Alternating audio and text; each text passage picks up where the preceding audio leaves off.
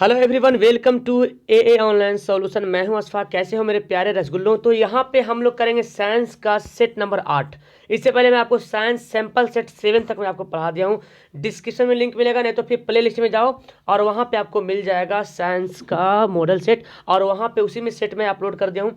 तो बहुत सारा मैं सेट अपलोड कर रहा हूँ और इसमें मैं आपको 100 नंबर 80 नंबर दिखाऊंगा। आपको 80 नंबर लाना है। कैसे? ऑब्जेक्टिव भी रहेगा और सब्जेक्टिव भी मैं दिखाऊंगा, ठीक है। जिससे आपको ये अपने आप में ये करना है कि यस सर मुझे सब्जेक्टिव बन सकता है, ठीक है। तो सब्जेक्टिव देखिए, कौन जो जो मैं सब्जेक्टिव दिखाऊंगा उसको आपको याद होना चाहिए। अगर याद नहीं है तो उसको याद कर लीजिएगा। तो लेट्स स्टार्ट। आप किसी भी बोर्ड से हो, लेकिन अगर ऑब्जेक्टिव तो आपके बोर्ड में कम होगा, लेकिन सब्जेक्टिव तो होगा जरूर। तो सब्जेक्टिव कोशिश करना बनाने के लिए, ओके। और जो क्वेश्चन सब्जेक्टिव आपको नहीं याद है, आपके गाइड में क्वेश्चन का आंसर मौजूद है, एकदम 100% उसको याद कर लो। ये मौका है याद करने का, ठीक है। तो चलिए स्टार्ट करें। चलो, सबसे पहला सवाल एग्जाम में, ये तो खैर बिहार बोर्ड के पैटर्न पे आधारित है, पूरा सेम टू सेम 80 सवाल यहाँ पे है। तो एग्जाम में आपको सिर्फ 40 बनाना है। जो हल्का हल्का सवाल जो बन जाए पहले उसी को बनाना है एग्जाम में, ठीक है। पहला सवाल है, किसी बिंब का अवतल दर्पण द्वारा प्रतिबिंब आभासी सीधा तथा बिंब से बड़ा पाया गया हो तो वस्तु की स्थिति कहाँ होनी चाहिए, ठीक है।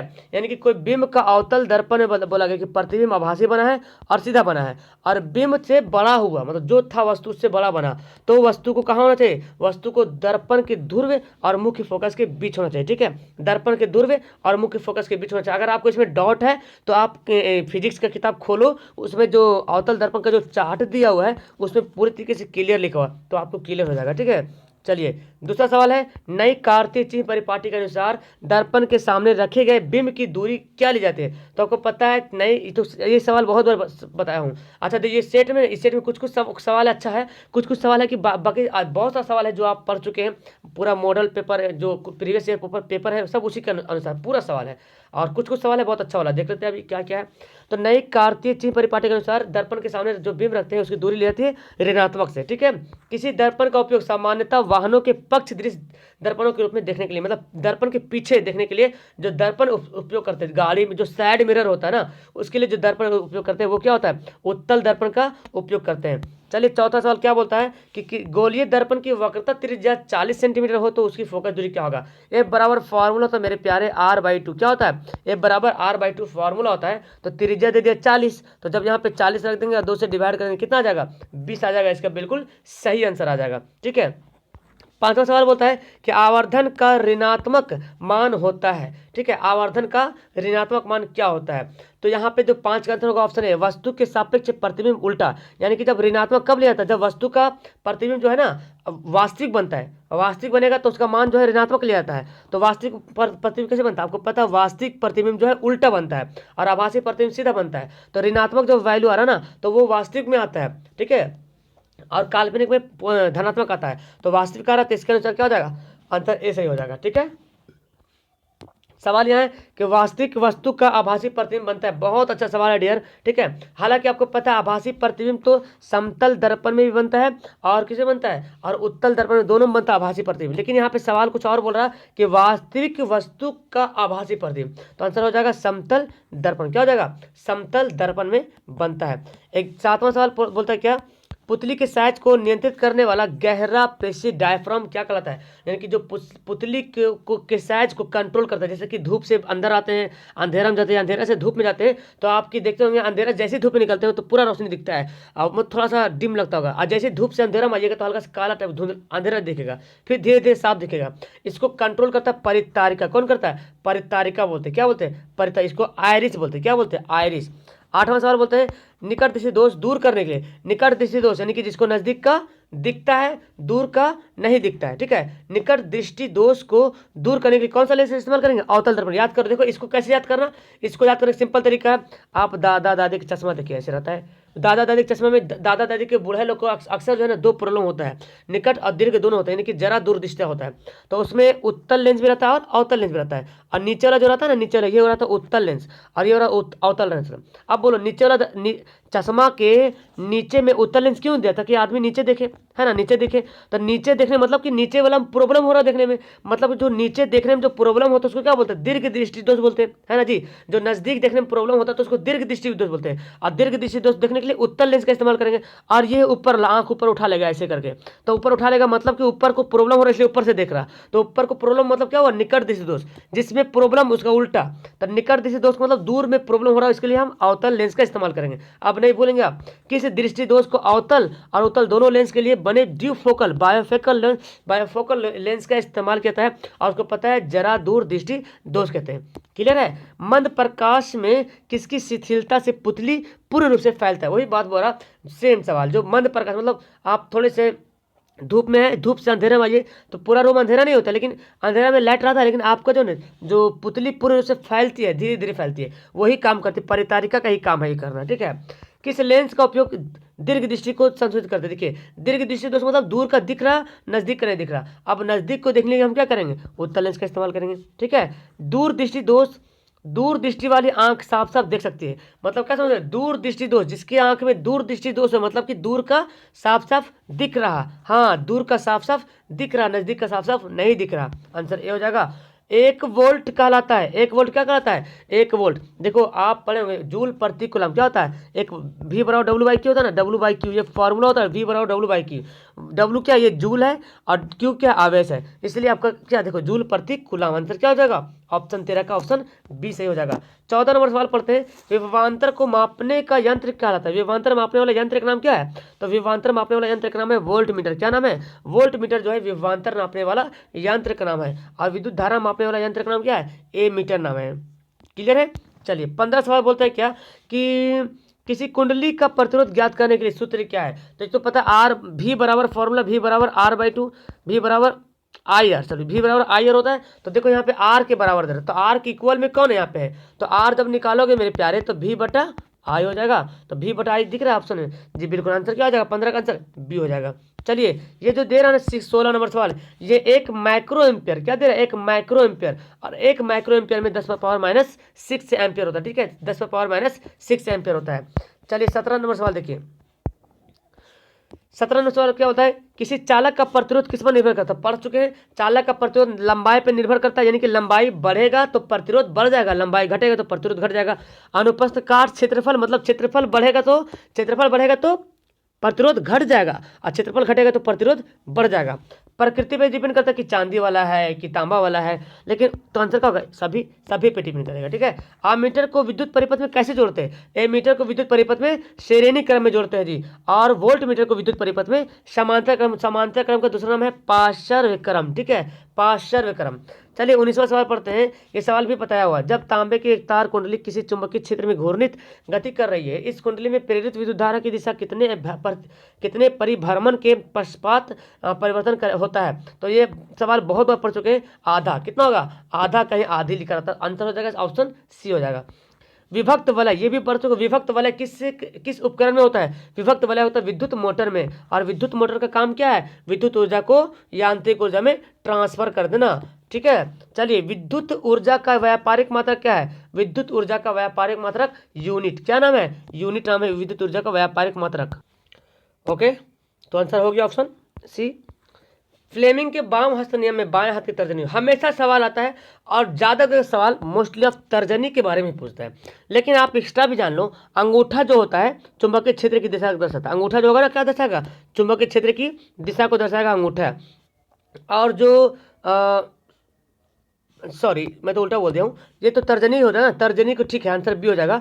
अंगूठा जो दर्शाएगा वो चालक पर आरोपित बल दर्शाएगा, ठीक है, आंसर इसका ए। और अगर मध्यमा फिंगर बोले तो आंसर क्या हो जाएगा, धारा प्रवाहित होगा, ठीक है, विद्युत धारा की दिशा दर्शाएगा। और यहाँ पे बोला जाए तर्जनी उंगली तो आंसर होगा बी, चुंबकीय क्षेत्र की दिशा को दर्शाता कौन, तर्जनी उंगली, याद रखेंगे। तो तर्जनी उंगली बोले तो आंसर बी करेंगे, अंगूठा बोलेंगे तो आंसर ए करेंगे, और मध्यमा फिंगर बोले तो आंसर सी करेंगे। चलिए विद्युत फ्यूज काम करता है, पता है विद्युत फ्यूज जो काम करता है धारा के उष्मीय प्रभाव पे, किस पर काम करता है, धारा के उष्मीय प्रभाव पर विद्युत फ्यूज काम करता है। यदि किसी नरम लोहे को धारावाही चुंबक के कुंडली के गर्भ में रख दिया जाए तो क्या बनता है, ठीक है, यानी कि धारावाही चुंबक है, ठीक है। धारावाही लोहा है, नरम लोहा है, नरम लोहा। और नरम लोहा को धारावाही यानी कि जिसमें एक कुंडली है उसमें धारा प्रवाहित हो रहा है और उसके बीच में हम रख देंगे नरम लोहा, तो विद्युत चुंबक बन जाएगा। क्या बन जाएगा? वो विद्युत चुंबक बन जाएगा। विद्युत के कारण वहाँ पे जो है उसमें जो है चुंबकत्व पैदा हो जाएगा। ग्लोबल वार्मिंग के लिए उत्तरदायी कौन सी गैस है? तो आपको पता है ग्लोबल वार्मिंग यानी कि वैश्विक उष्मन जिसको बोलते हैं हिंदी में, CO2 कार्बन डाइऑक्साइड गैस जो है जिम्मेदार उत्तरदायी है। चलिए, कौन सी गैस वैश्विक उष्मन के उत्तर? सेम सवाल, सेम सवाल।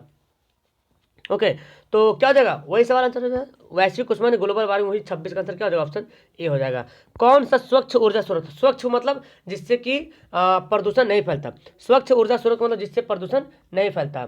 तो यहाँ पे कौन कौन है जिससे प्रदूषण नहीं फैलता? तो देखिए, एक ही तो है स्वच्छ ऊर्जा जो प्राकृतिक गैस है, यही स्वच्छ ऊर्जा। बाकी जो है ना, कोयला से तो प्रदूषण फैलता ही है, लकड़ी से भी प्रदूषण फैलता है। तो आंसर क्या हो जाएगा? 27 का आंसर ए सी हो जाएगा। देखिए 28 में क्या बोलता है, ये दिया हुआ है, अभिक्रिया दिया हुआ, ठीक है, समीकरण दिया हुआ है। बोलता है कि कौन सा अभिक्रिया है? तो देख रहे एक हाइड्रोजन आयोडाइड ये हो गया, और ये क्या हो रहा है? ये टूट रहा, हाइड्रोजन और आयोडीन में अलग अलग टूट रहा जब पराबैंगनी किरण पड़ा तो क्या टूट रहा? इसको बोलेंगे वियोजन। क्या बोलेंगे? वियोजन अभिक्रिया बोलेंगे। ठीक है, यानी कि 28 का आंसर क्या हो जाएगा? ऑप्शन, देखो वियोजन हो रहा ना, टूटना, क्या हो रहा? ये टूट रहा। और संयोजन कब होता? जब मिल के एक बनता, जैसे कि C+O2 है ना, CO+O2 तो CO2 बनता, तो ये संयोजन होता। लेकिन यहाँ पे क्या हो रहा? टूट रहा। यहाँ पे क्या हो रहा? टूट रहा। तो ये क्या हो जाएगा? वियोजन अभिक्रिया। ठीक है, आंसर का ऑप्शन बी हो जाएगा। तो चलिए अगला सवाल पढ़ते हैं। भोजन का पचना किस प्रकार की अभिक्रिया है? भोजन का पचना किस प्रकार की अभिक्रिया है? तो यहाँ पे देखिए ऑप्शन अपचयन, ऊष्माक्षेपी उपचयन या विघटन अभिक्रिया है। तो मेरे ख्याल से इसका ऑप्शन जो है ना, दो आंसर होगा। ठीक है, इसका आंसर दो होगा, दो इसका आंसर होने वाला है। एक उपचयन अभिक्रिया भी होगा और ऊष्माक्षेपी दोनों होगा। ठीक है, लेकिन सवाल ऐसे दे दिया, लेकिन एग्जाम में ऐसा नहीं रहेगा कि इनमें से कोई एक ही ठो रहेगा, या तो उपचयन रहेगा या तो ऊष्माक्षेपी रहेगा। तो भोजन का पचना ऊष्माक्षेपी भी है और उपचयन भी, याद रखें इस बात को। चलिए, CaCO3 कैल्शियम कार्बोनेट ये टूट रहा, क्या हो रहा? टूट रहा। तो टूट रहा तो इसको क्या बोलेंगे? इसको बोलेंगे अपघटन। वही वियोजन बोलो या अपघटन लो, बात वही बराबर है। अपघटन का मतलब वही टूट जाना, ये वियोजन मतलब टूट के नया चीज बन जाना। ठीक है, लेड नाइट्रेट के चूर्ण को प्रश्नली में जब लेकर गर्म करते हैं तो भूरे रंग का धुआं निकलता है, और वो धुआं कौन होता है? फिर यहाँ पे भी देखो ऑप्शन, यहाँ पे बहुत सारा मिस्टेक दिया हुआ। ठीक है, मैं इसका आंसर बताता हूँ। यहाँ पे कौन कौन आंसर, यहाँ पे दो गैस होगा। जब PbNO3 करते हैं ना, PbNO3 जब इसको प्रश्नली में लेते हैं तब PbO बनता है। ठीक है, और N2 nitrous, NO2 nitrous oxide और O2 ये बाहर निकलता है, दो गैस। तो नाइट्रस डाइऑक्साइड, ठीक है, CO2 कैसे होता है? NO2 हो जाएगा, नाइट्रस डाइऑक्साइड। तो नाइट्रस डाइऑक्साइड और फिर ऑक्सीजन, ये दोनों होगा, दोनों गैसें बाहर निकलती है। ठीक है, तो 31 का आंसर ए होगा और बी होगा। तो यहाँ पे इसका आंसर क्या होगा? ए और बी दोनों होगा। ठीक है, याद रखेंगे। हालांकि यहाँ पे देना चाहते हैं इसका आंसर किसी, या तो किसी एक को देता। तो याद रखेंगे कि अब लेड नाइट्रेट को PbNO3 है ना, जब इसको गर्म प्रणाली में लेकर गर्म करेंगे तो भूरा रंग निकलेगा, और वो नाइट्रोजन गैस भी निकलेगा और नाइट्रोजन डाइऑक्साइड दोनों निकलेगा। ठीक है, अम्लीय जल का विघटन विच्छेदन के फलस्वरूप हाइड्रोजन और ऑक्सीजन के गैस इलेक्ट्रोड पर उल्टे प्रणाली में जमा होते हैं, तो इनके आयनों का संबंध क्या होगा? तो आपको पता है हाइड्रोजन और ऑक्सीजन का आयनों का यहाँ संबंध होगा 2:1, यानी कि 2 हाइड्रोजन और 1 ऑक्सीजन। 32 का आंसर क्या होगा? ऑप्शन ए हो जाएगा। चलिए, कौन अवकारक? पढ़े ना, अवकारक कौन है? देखिए, तो आप पढ़े होंगे, हाइड्रोजन अवकारक है। कौन है? हाइड्रोजन अवकारक है। देखिए, पहली बार सवाल मैं भी देख रहा हूँ शायद ये, और आप भी शायद देख रहे होंगे मेरे ख्याल, या तो आप पढ़े होंगे तो देखे होंगे। NaOH का pH मान कितना होता है? सोडियम हाइड्रोक्साइड का pH मान लगभग, तो सोडियम हाइड्रोक्साइड का pH मान लगभग से 14 के होता, लगभग 14 के आसपास होता है। ठीक है, आंसर डी इसका सही होगा। ये तो पता है जठर रस का pH मान क्या होता है? पता है जठर रस का pH मान 1.2 होता है। सबसे कम जठर रस का pH मान ही होता है 1.2। कौन विजातीय यौगिक है? ये भी पढ़ चुके हैं। विजातीय यौगिक कौन है? Plaster of Paris. सारा क्वेश्चन, ये भी सारा सवाल क्वेश्चन बैंक में आया हुआ। विजातीय यौगिक क्या है? Plaster of Paris. मैं क्वेश्चन बैंक का एक पार्ट पढ़ा दिया हूँ, दूसरा पार्ट भी बहुत जल्दी आपके सामने लाऊंगा। ठीक है, आज तो नहीं लाऊंगा, लेकिन कल तो जरूर पक्का लाऊंगा। विरंजक चूर्ण का रासायनिक सूत्र बोलो। विरंजक चूर्ण क्या होता है? CaOCl कल था ना, ये सारा सवाल था कल। कौन बूझाओ चुना? तो देखो, मैं ये कभी मत सोचना कि सर ये सब सवाल तो बना लिए, बार बार काहे बनवा रहे हैं हमसे। तो देखो यार, आपके अंदर एक आत्मविश्वास पैदा होगा बनाने से, आपको भी लगेगा यहाँ सर हम 80 में 40 नंबर तो कंफर्म लाएंगे। सब्जेक्टिव भी, जो मैं सब्जेक्टिव क्वेश्चन दिखाने वाला हूँ उसको भी बनाना आप लोग को। कौन बूझाओ चूना है? तो बूझाओ चूना मतलब पानी पड़ गया, बूझाओ चूना मतलब पानी में डूब गया, CaOH2। क्या हो जाएगा, 38 का आंसर ऑप्शन बी हो जाएगा। चलिए आगे सवाल पढ़ते हैं। एक छात्र जांच प्रश्नावली में लिए सोडियम कार्बोनेट के तनु विलयन में सार्वभौम सूचक के बूंद को मिलाते हैं तो कौन सा गैस का कौन सा रंग दिखेगा। तो देखो ये सवाल आपको मैं बताया भी था, इसका आंसर क्या होगा, ऑप्शन ए होगा नीला। ठीक है, क्या होगा, नीला होगा। पिछली वीडियो में भी मैं आपको बताया था। अधातु के ऑक्साइड जल में घुलकर क्या बनाता है, अधातु का ऑक्साइड जल में घुलकर अम्ल बनाता है। क्या बनाता है, अम्ल बनाता है। अधातु का ऑक्साइड जल में घुलकर अम्ल बनाता है।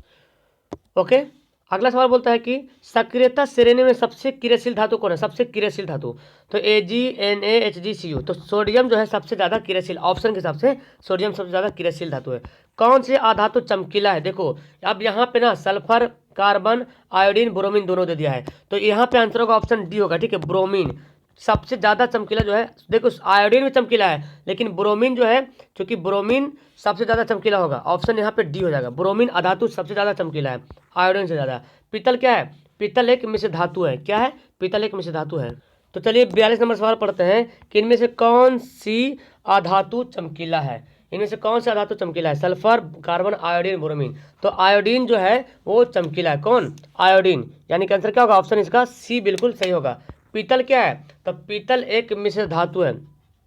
पीतल तांबा और जस्ता का है ना, तांबा और जस्ता का। किसे चाकू से आसानी से काटा जा सकता है, इनमें से किसे चाकू से आसानी से काट सकते हैं, वो है कौन, लिथियम।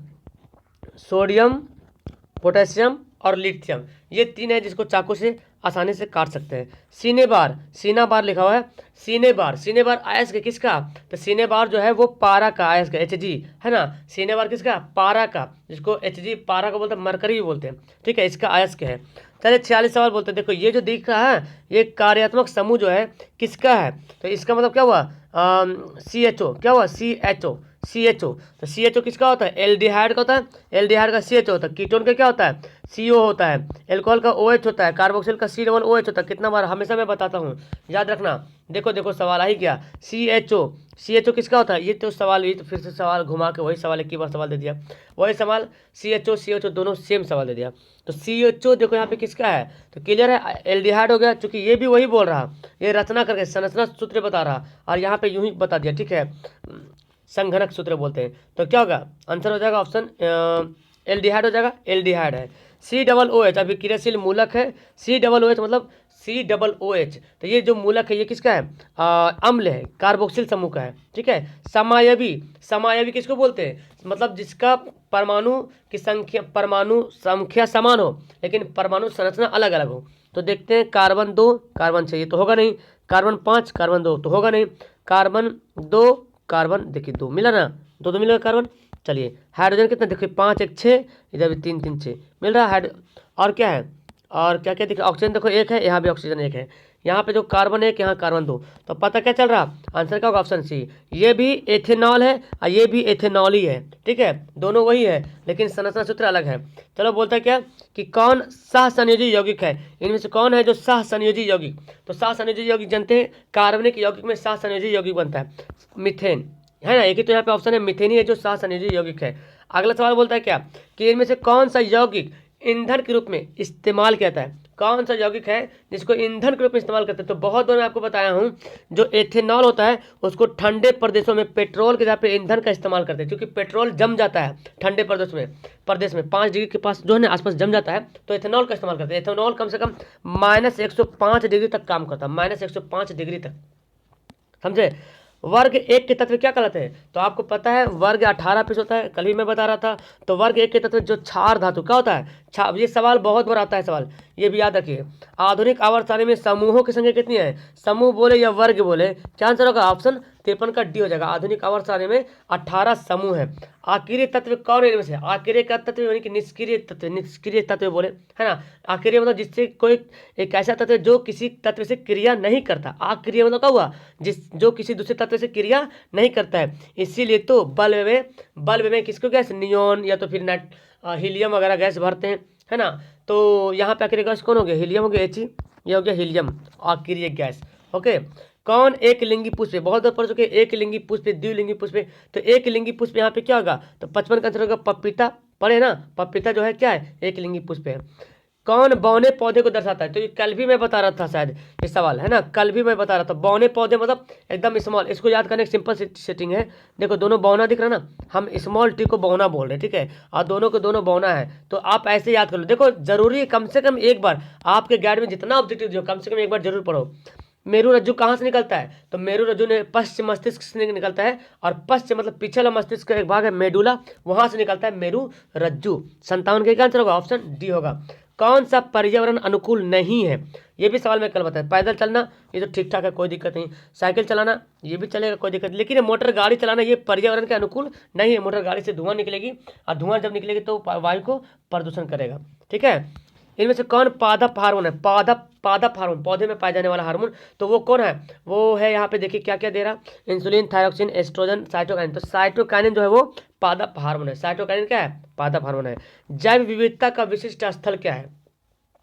जैव विविधता का विशिष्ट स्थल क्या है? वन। वन जो है जैव विविधता का विशिष्ट स्थल है। चलिए प्यारों, कि पादपों में पाए जाने वाला वृद्धि हार्मोन कौन सा है? तो देखो इतना सिंपल सा ऑप्शन दिया है, पादप हार्मोन का एक ही नाम ही दिया। अगर चारों पादप हार्मोन देता तो कुछ बंदा सोचता, लेकिन काहे को सोचेगा? जिब्रेलिन तो एक ऑप्शन ही है, तो जिब्रेलिन तो याद कर लेना, जिब्रेलिन को वृद्धि हार्मोन बोलते हैं, ठीक है, जिब्रेलिन है ना, वृद्धि हार्मोन बोलते हैं। स्वपोषी पोषण के लिए आवश्यक क्या है? स्वपोषी मतलब जो अपना भोजन खुद बनाता है, उसके लिए क्या जरूरी है? उसके लिए पर्णहरित भी जरूरी है, सूर्य का प्रकाश भी जरूरी है, कार्बन डाइऑक्साइड, यानी कि सभी के सभी जरूरी है। चलिए, कौन सा जीवाणु जनित रोग नहीं है? तो यानी कि जीवाणु से होने वाला रोग आपको याद है? गोनेरियो या गोनेरिया, सिफिलिस, मस्सा जो है जीवाणु से नहीं होता, ठीक है, तो आंसर क्या हो जाएगा? मस्सा जो है जीवाणु जनित रोग नहीं है। और सामान्य अनुशीतलन एकदम लगता सेम टू सेम, किसी हमको लग रहा ना ये जो गेस पेपर जो दे रहा है इधर वाला क्वेश्चन सारा लगता कोई किसी ईयर का उठा के डाल दिया है, प्रीवियस ईयर का पूरा डाल दिया है, एक ही साल का, शायद मेरे ख्याल से लग रहा कि 18 का, 18, हाँ सर 18 या 19 का लग रहा है, पूरा डाल दिया है, पूरा सेम टू सेम डाल दिया है। मैं बताया था 120/80 होता है, ऊपर वालों को क्या बोलते हैं? परकुचन, नीचे वालों को अनुशीतलन, तो अनुशीतलन बोल रहा, तो क्या हो जाएगा? ऑप्शन ए हो जाएगा, 64 का आंसर ए हो जाएगा। कौन उभयलिंगी जंतु है? उभयलिंगी जंतु कौन है? केंचुआ क्या है? उभयलिंगी जंतु है। पुष्पी पौधों में लैंगिक जनन होता है, पुष्पी पौधों में लैंगिक जनन होता है किसके द्वारा? तो आपको पता है पुष्पी पौधों में जो लैंगिक जनन होता है वो होता है किसके द्वारा? वो होता है फूलों के द्वारा। किसके द्वारा होता है? फूलों के द्वारा पुष्पी पौधों में लैंगिक जनन होता है, फूलों के द्वारा, ठीक है। कौन सा उत्सर्जी अंग है? देखिए उत्सर्जी अंग कौन है? वृक्क, अग्नाशय, आंख। तो वृक्क जो है, किडनी जो है उत्सर्जी अंग है, सबसे बढ़िया, मतलब यही उत्सर्जी अंग बॉडी में बेहतर है वृक्क। परागकोश में होते हैं, परागकोश में क्या होते हैं? परागकण। एकदम बच्चा वाला सवाल लग रहा ना जी, बिल्कुल बच्चा वाला सवाल लगेगा। कौन प्राकृतिक संसाधन नहीं है? प्राकृतिक संसाधन, ये भी मैं कल ही मैं बोल रहा हूँ, पूरा पूरा प्रीवियस ईयर क्वेश्चन डाल दिया। जीवधारी। वृक्क की संरचनात्मक और रचनात्मक इकाई को क्या कहते हैं? वृक्क की संरचनात्मक और क्रियात्मक इकाई को क्या बोलेंगे? वृक्क आ गया तो न्यूरॉन, नेफ्रॉन याद करना, नेफ्रॉन, और अगर आप तंत्रिका तंत्र आ जाएगा तो न्यूरॉन को याद करना, ठीक है। चलिए, एक कोशिकीय शैवाल में जल का परिवहन किसके द्वारा होता है? आपको पता है विसरण के द्वारा होता है। किसके द्वारा? विसरण के द्वारा होता है। मस्तिष्क उत्तरदायी है, मस्तिष्क जो दिमाग है सोचने के लिए भी है, हृदय को स्पंदन के लिए भी, शारीरिक संतुलन के लिए, यानी कि सभी के लिए मस्तिष्क उत्तरदायी है। हाइड्रा में जो प्रजनन विधि है वो कौन सा है? तो आपको पता है हाइड्रा में मुकुलन, हाइड्रा और ईस्ट इन दोनों में मुकुलन होता है, और अमीबा में विखंडन होता है, ठीक है। तो आंसर क्या हो जाएगा? ऑप्शन सी हो जाएगा, हाइड्रा। देखिए ये 74 नंबर सवाल है, हाँ ये मुझे याद आ गया, 2018 का सारा सवाल यहाँ पे दिया हुआ है, और 2018 में बहुत सारा क्वेश्चन गलत दिया होता है, इसका भी ऑप्शन गलत है। इसका तो ये जो तीनों कार्य दे रहा ना, साइटोकाइनिन का कार्य सहायक बोल रहा, कौन सा हार्मोन साइटोकाइनिन, कौन पादप हार्मोन साइटोकाइनिन सहायक है किस काम में? तो ये तीनों जो कार्य दिख रहे हैं, ये तीनों जो कार्य पादप साइटोकाइनिन का कार्य ही नहीं है। साइटोकाइनिन का कार्य होता है द्रव्य, जो कोशिका होता है ना उसको विभाजन करना, ठीक है, द्रव्य कोशिका का विभाजन करना, तो ऑप्शन है ही नहीं, यहाँ पे होना चाहिए इनमें से कोई नहीं, ठीक है, नन, इनमें से कोई नहीं, ठीक है। चलो सवाल यहाँ पे बोलता है क्या, कि कौन सा समूह केवल जैव निम्नीकरण के पदार्थ, केवल जैव, तो देखो घास, पुष्प, चमड़ा, तो चमड़ा तो जैव होगा नहीं, ठीक है, घास, लकड़ी, तो लकड़ी क्या जैव, लकड़ी है, प्लास्टिक जैव तो होगा नहीं, फलों के छिलके, केक, रबर, तो रबर जैव नहीं होता है, ठीक है। तो यहाँ पे देखो केक, लकड़ी के छिलके, लकड़ी एवं घास, नहीं 75 का क्या आंसर होगा? 75 नंबर सवाल, तो इसका आंसर ये होगा, हाँ ठीक है, लकड़ी तो भाई जैव है ना, आंसर का ऑप्शन डी हो जाएगा, ठीक है। मानव शरीर के किस सामान्य कोशिका में गुणसूत्रों की कितनी युग्म होते हैं? तो मानव शरीर के जो कोशिका में गुणसूत्रों की युग्मों की संख्या टैश जोड़ी होती है, यानी कि 46 पीस होता है, टैश जोड़ी होता है। लिंग गुणसूत्र का पूर्ण जोड़ा होता है। लिंग गुणसूत्र का पूर्ण जोड़ा किसमें होता है, मतलब पूरा जोड़ा, तो वो स्त्रियों में होता है। किसमें होता है, लिंग गुणसूत्र का पूर्ण जोड़ा स्त्रियों में पूरा 100 होता है ना। तैसवां भी होता है, 22 तक तो 100 होता ही है, तैसवां जोड़ा भी 100 से ही होता है, ठीक है। लेकिन पुरुष में 22 जोड़ा तक 100 रहता है, लेकिन आखिरी जोड़ा जो है 100 और वायु होता है, ठीक है। तो याद रखिएगा कि लिंग गुणसूत्र का पूर्ण जोड़ा स्त्री में होता है। पुरुष का कौन सा भाग फल बनता है, जब हम लोग फल खाते हैं ना, आपको पता है क्या खाते हैं हम लोग अंडाशय खाते हैं। चलिए, पादप में जाइलम उत्तरदायी, जाइलम जा से जल, है ना, फ्लोएम में आएगा तो भोजन का प्रवाह के लिए। कौन उत्पादक है, उत्पादक मतलब क्या समझते हैं, जो उत्पादन करता है। सर्प एक उत्पादन क्या करेगा, घास, यही घास उत्पादक है, क्योंकि इसी को उपभोक्ता इसको खाएगा, है ना। उपभोक्ता, मेढक उपभोक्ता हो गया, ये सब उपभोक्ता हो गया, उत्पादन कौन हो गया, घास। अब बारी है, ऑब्जेक्टिव हो गया, अब बारी सब्जेक्टिव। मैं फटाफट दिखाता हूँ और आप मुहासबा करो अपने आप को, कितना सवाल याद है। देख लो यहाँ पे सवाल, ऑप्शन देखो, हम नहीं पढ़ेंगे, आप खुद पढ़ो, ठीक है। इसमें से बहुत सारा सवाल गेसिंग में मैं किया हूँ, बहुत सारा सवाल तो है गेसिंग में, आप आराम से बना सकते हैं 4 सवाल को। देखो कितना हल्का सवाल, विद्युत बल में निष्क्रिय गैस क्यों भरे जाते हैं, प्रकाश वर्ण पट क्या है, भूतापीय ऊर्जा क्या है, ठीक है। देखो सब्जेक्टिव सवाल, ये सवाल सिद्ध करने वाला, अवतल लेंस में सिद्ध करने की ये वाला, ये भी मैं बताया हूँ, मतलब इसको सिद्ध किया हूँ। ऊर्जा संकट क्या है, ये शायद मैं गेस नहीं किया, देख लीजिएगा इसको, आपका क्या बोलता है गाइड में क्वेश्चन का आंसर दिया हुआ, ठीक है। ये बोलो, देखो केमिस्ट्री का सवाल, देखो यहाँ पे क्या बोलता है, देखिए वियोजन अभिक्रिया में बताया हूँ, उसमें छेपी, उसमें से ये भी मैं गेस किया हूँ। प्लास्टर पेस्ट, ब्लीचिंग पाउडर बनाने की विधि, एस्टर किसे कहते हैं, ये भी मैं गेस किया हूँ। नाइट्रोजन, ये तो खैर नहीं किया हूँ। तो देखिए इसका पूरा नाम देखिए, कितना हल्का सवाल है, पूरा नाम लिखिएगा, आपको मिल जाएगा 2 नंबर। चलो, आप इस सभी के तीनों का होमवर्क है आप लोग के लिए, इन तीनों का फुल फॉर्म लिख के कमेंट करो नीचे, CNG, LNG और LPG, ठीक है। देखिए लॉन्ग सवाल, वियोजन अभिक्रिया के स्वच्छ रेखा चित्र क्रियाकलाप के द्वारा दर्शाइए, ठीक है। और एक सवाल है, अधातुओं के रासायनिक गुणधर्मों को लिखें, ठीक है। देख रहे हैं ना आंसर, यहाँ क्वेश्चन यहाँ पे 20 नंबर पे है। चलिए जीव विज्ञान देखिए, हाँ देखिए बहुत सारा सवाल किया हुआ है। स्वयं पोषक एवं विषम पोषण में क्या अंतर है, जैविक आवर्धन से क्या समझते हैं, गर्भ निरोधक युक्तियाँ अपनाने के क्या कारण हो सकते हैं, हार्मोन क्या है, पोषक स्तर क्या है, हमें रक्त लसिका स्वच्छ और स्वच्छवास में, ये भी मैं बताया हूँ अंतर क्या है, ठीक है। तो इतना देख लीजिए, और इस सारा का आंसर आपके गाइड में दिया हुआ है, सबका आंसर आपके गाइड में है, कोई बंदा नहीं जिसके पास गाइड नहीं, सबका आंसर गाइड में दिया हुआ है। ये देखो, मानव श्वसन तंत्र का नामांकन चित्र बनाना, तंत्रिका तंत्र, ये तो पक्का समझ एग्जाम में टपक जाएगा ये सवाल ना एग्जाम में पक्का टपकेगा। अच्छा एक बात याद रखो, अगर ये सवाल फर्स्ट सिटिंग में टपक गया तो सेकंड सिटिंग वाला क्या हो जाएगा, नेफ्रॉन वाला, पक्का नेफ्रॉन वाला फिर सेकंड में टपकेगा। अगर न्यूरॉन का टपका इसमें तो नेफ्रॉन को उसमें टपक गया पक्का, ठीक है, याद रखना। लेकिन ये न्यूरॉन और नेफ्रॉन पक्का टपकेगा एग्जाम में। तो अब बारी है आपकी रिजल्ट की, वो रिजल्ट मैं नहीं बताऊंगा, वो रिजल्ट आप खुद बताएंगे, आप नीचे कमेंट करेंगे। तो ऐसे तो मुझे पता है ऑब्जेक्टिव में तो 80 में तो 80 बना ही लेंगे, है ना। ऑब्जेक्टिव में जो 80 बन गए, लेकिन हम 40 नंबर जोड़ेंगे, उसका मैं 40 नंबर जोड़ेंगे, क्योंकि एग्जाम में 40 नंबर जोड़ेगा, ठीक है। अब सब्जेक्टिव की बारी है, सब्जेक्टिव में आप मुझे बताना कि 40 में कितना बनाए हो, सब्जेक्टिव में 40 में कितना बनाए हो। तो 40 में अगर आप कम से कम अगर आप 20 सवाल बनाते हो तो कितना हो गया, 20 तो नहीं बनेगा, लेकिन फिर भी मैं मिनिमम लिखता हूँ, तो 20 सवाल बनाते हो और 40 सवाल इधर, कितना हो गया, 60 सवाल हो गया, और 20 नंबर मेरे तरफ से प्रैक्टिकल, कितना हो गया, 80 नंबर हो गया। एक गरीब स्टूडेंट को इससे ज़्यादा क्या चाहिए, ठीक है। और जो मतलब जो लो है, लोअर किस्म का है, और जो अच्छे तरीके से पढ़ रहे हो, एकदम ब्रिलियंट स्टूडेंट है, वो तो पक्का 30 प्लस किया होगा। तो 30-40 तो ऐसा ही 70 हो गया, और 20 नंबर ले लो यहाँ से प्रैक्टिकल, मेरी तरफ से 90 नंबर, गजब का छक्का छोड़ा दोगे तुम लोग, ठीक। तो एग्जाम में कलम तोड़ करके लिख के आना है, ठीक है। तो मैं उम्मीद करता हूँ कि आपको ये क्वेश्चन, ये वीडियो बहुत ही मजा आएगा आपको। इस तरह से आपको अब नेक्स्ट वीडियो मिलेगा, अगले सप्ताह मिलेगा, और मैथ की वीडियो मिलेगा फ्राइडे को, ठीक है। तो जरूर आएँ, चैनल को सब्सक्राइब कर लें अगर पहली बार आए तो। और एक बात मैं आपको बता दूँ कि सुबह 6 बजे क्लास चल रही है, 9 बजे क्लास चल रही है, 12 बजे दिन में क्लास चल रही है, जब तक है सांस तब तक है आस, है ना, जब तक एग्जाम तब तक क्लास चलेगी। 6:30 बजे शाम को क्लास चलती है, और रात के 9 बजे मैथ क्लास। तो 12 बजे 9 बजे ये मैथ क्लास तो पक्का आना तुम लोग, ठीक है। ओके, लास्ट करो वीडियो को, that's all, thank you everyone, bye.